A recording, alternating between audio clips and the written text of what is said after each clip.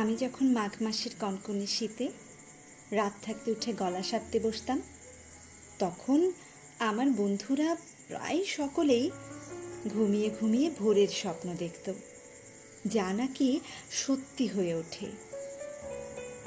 আমি তান সারকামের ওঠা পড়ায় বুঁদ হয়ে থাকতাম।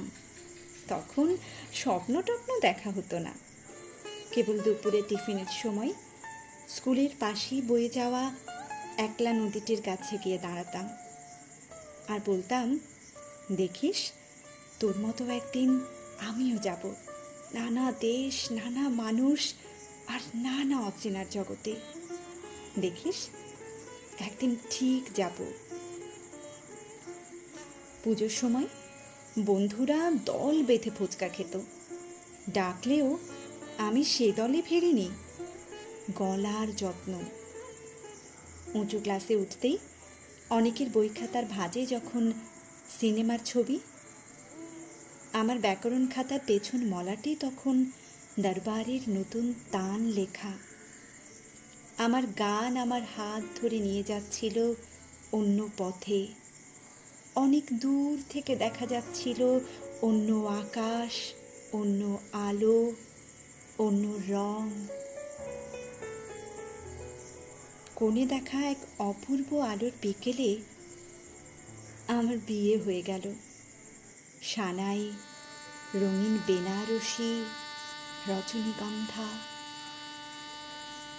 ফুলশয্যার রাতে বিসমিল্লাহ সাহেবের সানাই বাজছিল জয় জয়ন্তীর আগে।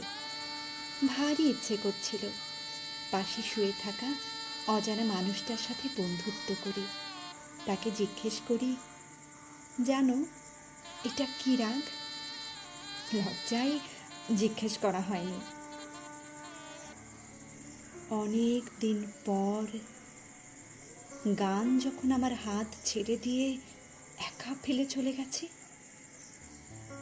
তখন মানুষটা একদিন বলেছিল, তুমি ভালো গান গাইতে পারতে, গাও না কেন? আমি কোনো উত্তর দিইনি। বিছানায় ঘুমিয়ে থাকা নিষ্পাপ এক শিশুর মুখের দিকে তাকিয়েছিলাম অপলক। আমাদের মেয়েকে গান শেখাবো বড় হলে, কেমন? আমি চিৎকার করে উঠলাম, না! চিৎকারে ঘুম ভেঙে কাঁদতে লাগলো ছোট্ট মেয়ে। চিৎকারে অবাক হয়ে থমকে গেল আমার স্বামীর চোখ। আমি খুব নিচু স্বরে বললাম, না, ও সেলাই শিখবে, রান্না বান্না শিখবে, ঘর মোছা বাসন মাজা শিখবে, মার্কেটিং করতে শিখবে, জানলায় পর্দা লাগাতে শিখবে, অসুখের সেবা করতে শিখবে না, গান শিখবে না। গান তো টেপ রেকর্ডারেও পাওয়া যাবে।